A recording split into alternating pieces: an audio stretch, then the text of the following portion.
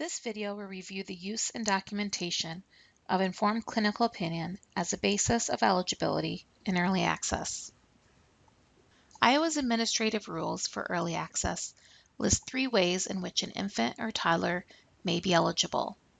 They are 1. A documented diagnosed physical or mental condition, 2. A 25% delay in an area of development, or 3. The informed clinical opinion of evaluators. The term informed clinical opinion carries different meanings for individuals and agencies. It is important to clarify the meaning and use of informed clinical opinion in the context of early access. This presentation will only discuss informed clinical opinion of evaluators as the basis for eligibility in early access. To view a training on all 3 eligibility criteria, visit the Iowa Family Support Network website, www.iafamilysupportnetwork.org. When you're on the home page, hover over Early Access IDA Part C, and you'll see a drop-down. Hover over Early Access Professionals, and then click on the Training and Technical Assistance subtab, and this will take you to the page that contains the eligibility criteria video.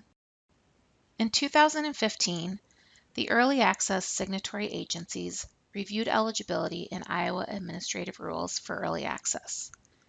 This led to edits in the early access eligibility guiding document. It was noticed that the WebIFSP did not have a way to separate children found eligible based on informed clinical opinion from those found eligible based on a diagnosed physical or mental condition with a high probability for resulting in developmental delay. As a result of the review in 2015, the Basis for Eligibility Code, IC, which stands for Informed Clinical Opinion, was added to the WebIFSP system.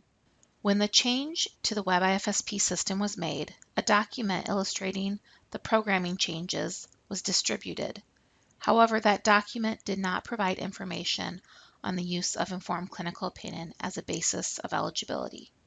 In 2016, the Early Access State Work Team pulled evaluation and assessment data for children who had IC as a basis for eligibility code in the WebIFSP. The review of the data suggested the need for additional guidance on informed clinical opinion.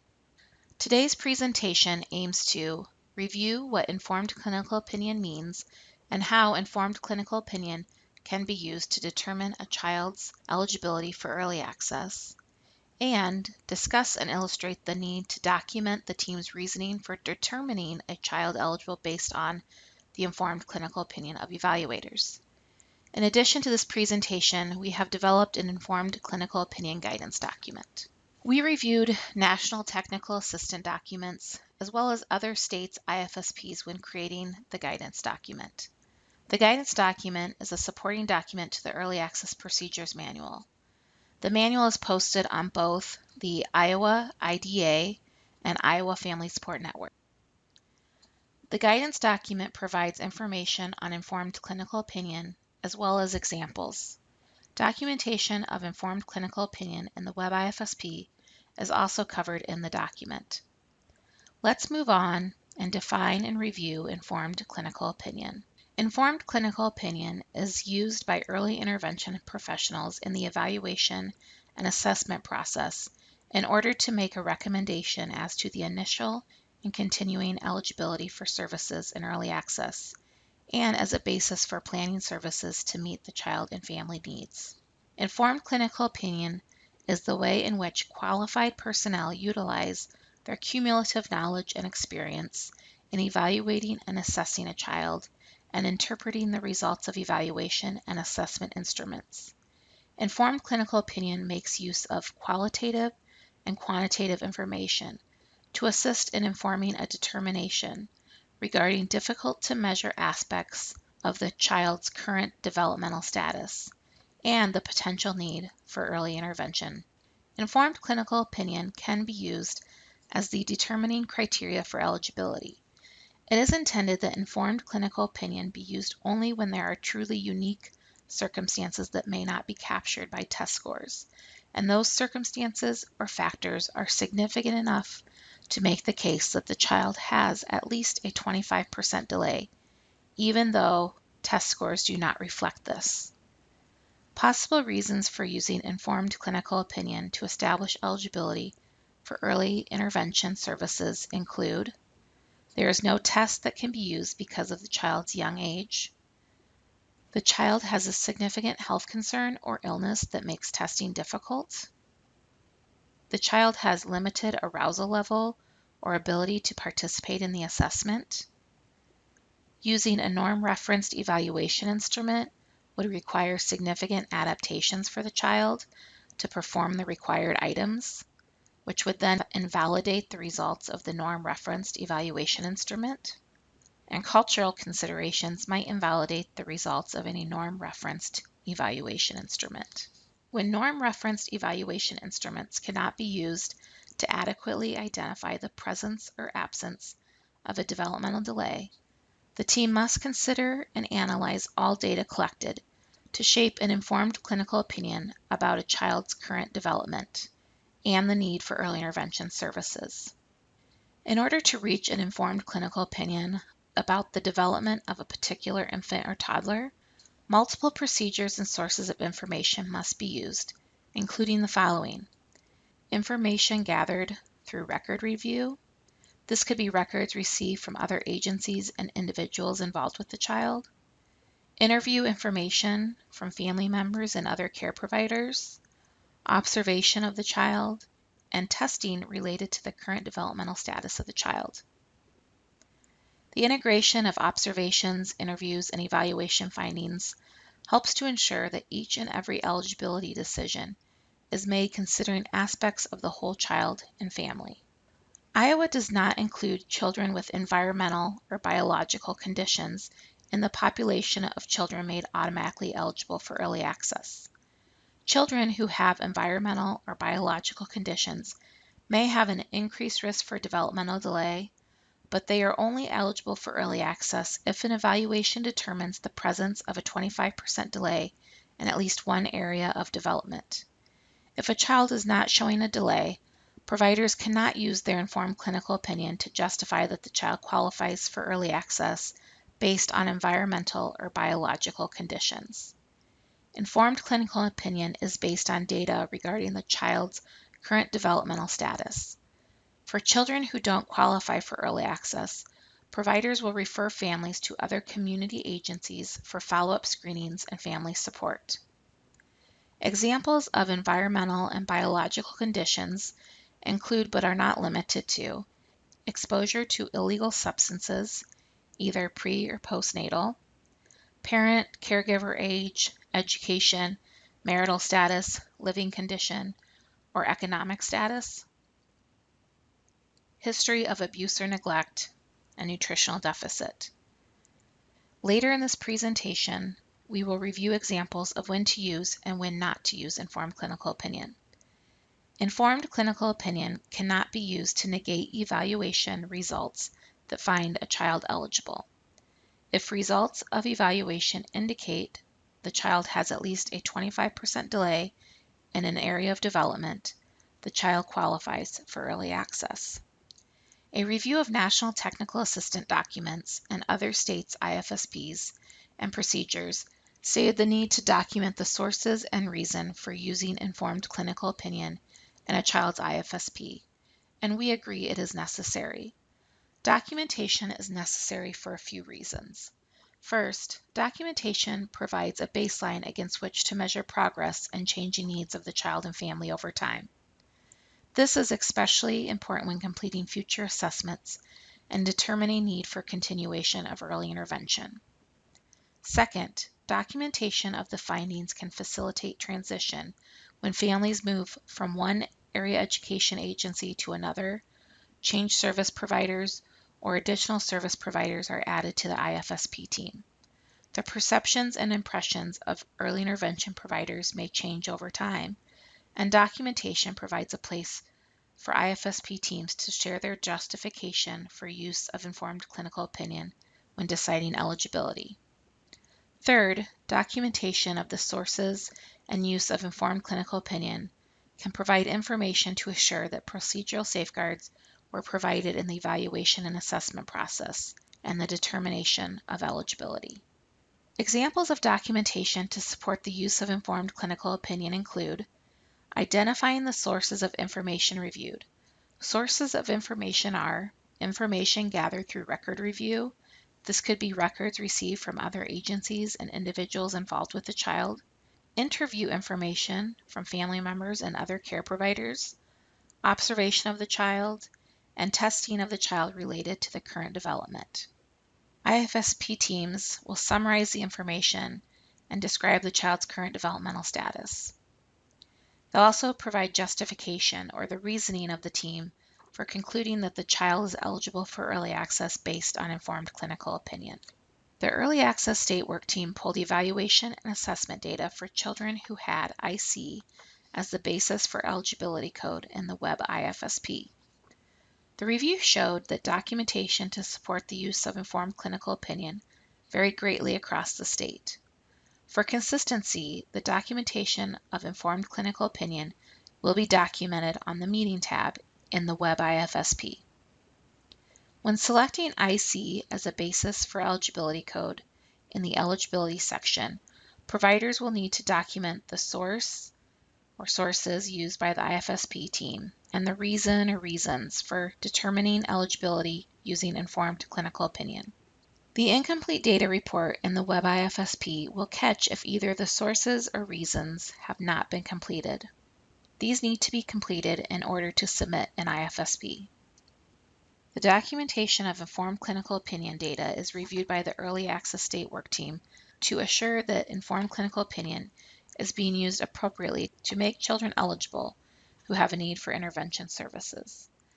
Let's log into the Web IFSP to demonstrate the informed clinical opinion fields. I've logged into the Web IFSP and I'm going to click on this child in my caseload. I'm going to go to the Meeting tab, and it was Initial IFSP where I'm determining eligibility. I have my data meeting filled in, and I'm getting down here where it asks, is child eligible? I'm going to click yes. Then it asks for the basis for eligibility. This is where I select the IC code or the Informed Clinical Opinion code. And you'll notice once I selected IC, these fields appeared on my screen. I will need to complete both the source section and the reasons section. I'm going to illustrate how if I select review, interview, observation, or tests, that text boxes then open, and these will need to be completed if you've selected the checkbox. If I selected all four, I would have 4 text boxes to complete. For the sake of this and demonstrating, I'm just going to select these 2, and I'm just going to put test in my text fields. Then under the reason, it says provide the reason or reasons for determining the child eligible using informed clinical opinion. And the same thing happens if I check a box, then a text box opens up and it appears for each one of these. So if I have a box checked, I'll be expected to fill in the text. So for this one, I'm just going to leave this one checked, and I'm going to hit save. I'm going to go ahead and show you my incomplete data report. There's going to be a lot of information missing since this is a test child. But on the Meeting tab, you can see here it says enter text for selected IC reason. So you can see that the system has caught that I failed to enter any text into this text box. So I'll close this window, and I'll go ahead and write test in there, save it. And when I now run the incomplete data report and go to my Meeting tab, nothing regarding the informed clinical opinion section to be completed since I've texted all of my boxes. If I were to preview IFSP meeting details, when the IFSP prints, it will say if the child's eligible, yes or no, the basis for their eligibility, and then everything you've selected and typed will print. That is how documenting informed clinical opinion in the Web IFSP works.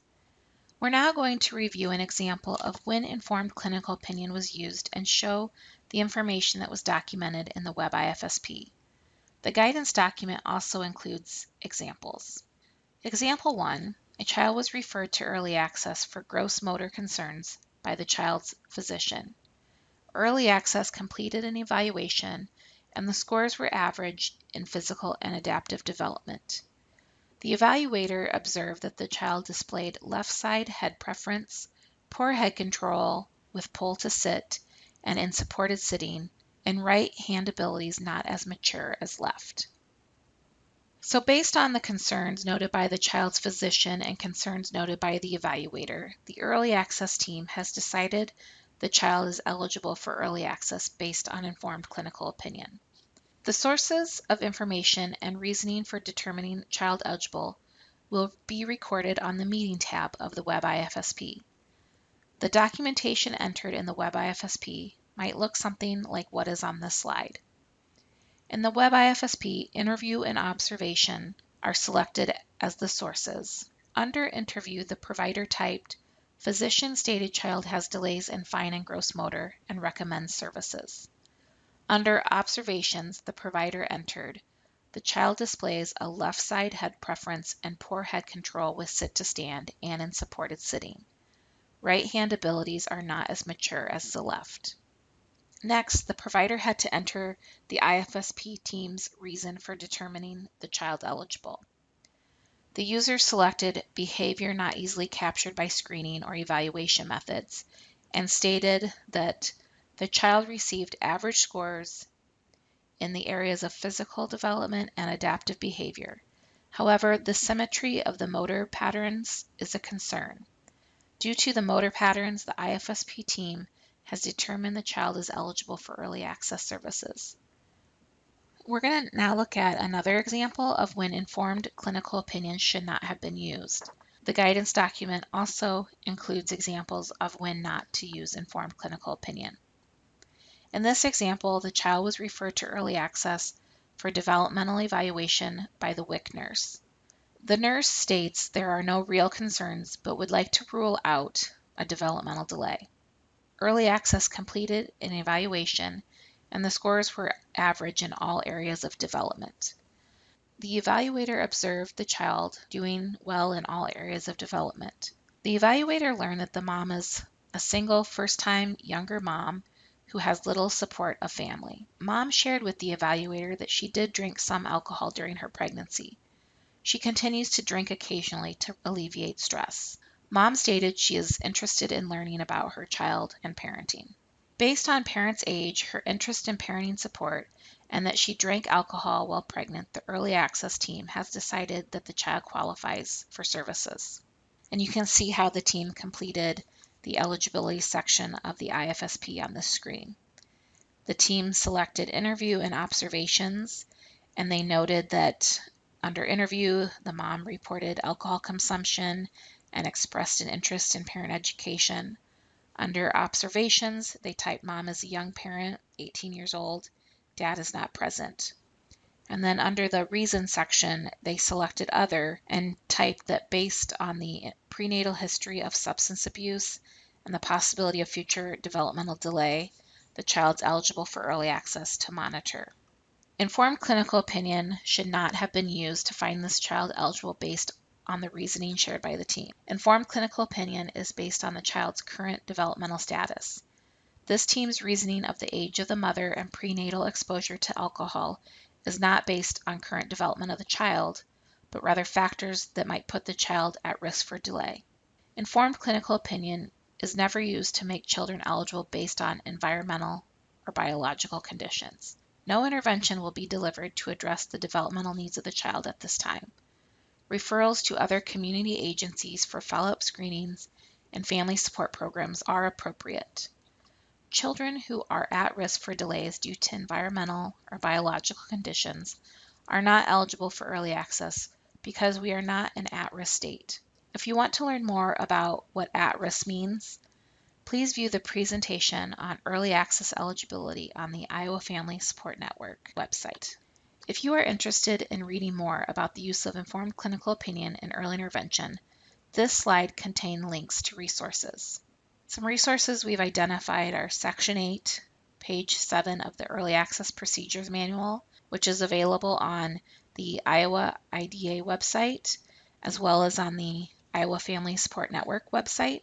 The ECTA Center has a resource regarding informed clinical opinion.